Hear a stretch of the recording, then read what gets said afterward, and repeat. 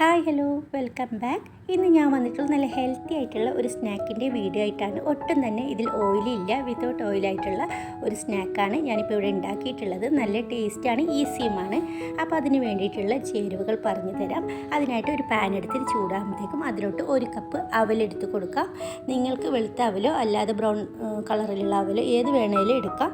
എന്നിട്ട് നന്നായിട്ട് ഇതൊന്ന് റോസ്റ്റ് ചെയ്തെടുക്കണം. അവലൊന്ന് പൊട്ടി തുടങ്ങുന്നവരെ റോസ്റ്റ് ചെയ്തെടുക്കാം. നല്ല കടക്കായിട്ട് വരുന്നത് വരെ ഒന്ന് റോസ്റ്റ് ചെയ്തെടുത്തിട്ടാകുമ്പോൾ നമുക്കിതിൻ്റെ തീ ഒന്ന് ഓഫ് ചെയ്യാം. എന്നിട്ട് ഇളം ചൂടോടെ തന്നെ ഇതൊന്ന് പൊടിച്ചെടുക്കണം. നല്ല നൈസായിട്ട് തന്നെ പൊടിച്ചെടുക്കാൻ ശ്രദ്ധിക്കാം.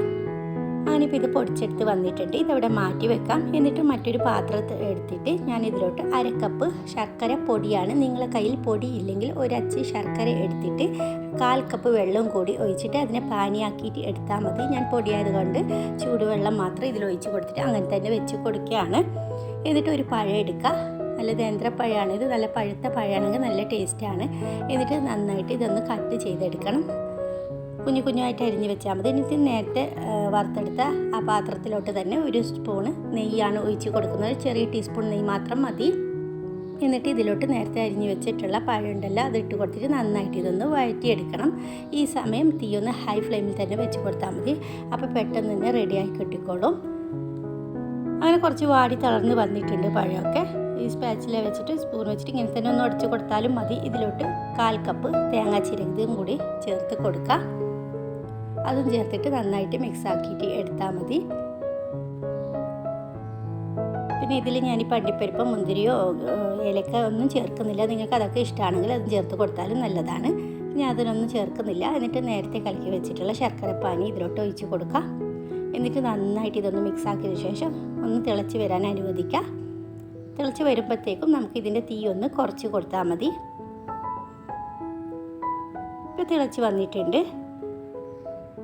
എന്നിട്ട് നേരത്തെ പൊടിച്ച് വെച്ചിട്ടുള്ള അവലുണ്ടല്ലോ അതിട്ട് കൊടുക്കുക. ഈ സമയം തീ ഒന്ന് കുറച്ച് കൊടുക്കണം, അല്ലെങ്കിൽ പെട്ടെന്ന് ഇത് ഡ്രൈ ആയി പോവും. അപ്പോൾ മിക്സായി കിട്ടില്ല. അതിന് വേണ്ടിയിട്ടാണ് തീ കുറച്ച് കൊടുത്തിട്ട് നന്നായിട്ട് ഇതൊന്ന് മിക്സാക്കി എടുക്കുക. നിങ്ങൾ ആദ്യമായിട്ടാണ് എൻ്റെ ചാനൽ കാണുന്നുണ്ടെങ്കിൽ ഒന്ന് ഷെയർ ചെയ്യാൻ മറക്കരുത്. എന്നിട്ട് മിക്സാക്കി കിട്ടിയിട്ടുണ്ട്. ഇനി പാനിൽ നിന്ന് വിട്ട് വരുന്ന ഭാഗമാകുമ്പോൾ നമുക്കിതിൻ്റെ തീ ഒന്ന് ഓഫ് ചെയ്യാം. എന്നിട്ട് മറ്റൊരു പ്ലേറ്റിലോട്ട് മാറ്റാം. ഇപ്പോൾ കുറച്ച് ചൂടാറിയിട്ടുണ്ട്. ഇനി കൈ വെച്ചിട്ട് നന്നായിട്ട് ഒന്നും കൂടി മിക്സാക്കിയിട്ട് എടുക്കണം. ഇളം ചൂടിൽ തന്നെ ഇങ്ങനെ ചെയ്തെടുത്താൽ പെട്ടെന്ന് തന്നെ റെഡിയാകുന്നതാണ്. ഇനി ഇഷ്ടമുള്ള ഷേപ്പിലാക്കി കൊടുത്താൽ മതി. അത് ഞാനിപ്പോൾ ഒരു ബോൾ പോലെ ആക്കിയിട്ട് ഇങ്ങനത്തെ എന്തെങ്കിലും ഷേപ്പ് ഉണ്ടെങ്കിൽ അതിലോട്ട് വെച്ച് കൊടുക്കുക. ഇല്ലെങ്കിൽ നമുക്ക് നീട്ടിയിട്ട് ഉരുണ്ടിട്ട് ഏത് ഷേപ്പ് വേണമെങ്കിലും നമുക്ക് ആക്കി കൊടുത്താൽ മതി. ഇന്ന ഷേപ്പ് ആക്കണമെന്ന് നിർബന്ധമൊന്നുമില്ല. കാണാനൊരു ഭംഗിക്ക് വേണ്ടിയിട്ട് മാത്രം ഞാൻ ഇങ്ങനെ ഒരു ഷേപ്പാക്കി കൊടുത്തതേ ഉള്ളൂ.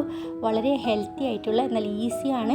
വീട്ടിലുള്ള ചേരുവകൾ കൊണ്ട് മാത്രമാണ് ഞാൻ ഇത് ചെയ്തിരിക്കുന്നുള്ളത്. അപ്പോൾ എല്ലാവരും ഇതൊന്ന് ട്രൈ ചെയ്ത് നോക്കുക. കഴിക്കാനായിട്ട് നല്ല ടേസ്റ്റും വെറൈറ്റിയുമാണല്ലോ. അപ്പോൾ എല്ലാവരും ട്രൈ ചെയ്ത് നോക്കുമെന്ന് വിശ്വസിക്കുന്നു. അപ്പോൾ താങ്ക് യു ഫോർ വാച്ചിങ്.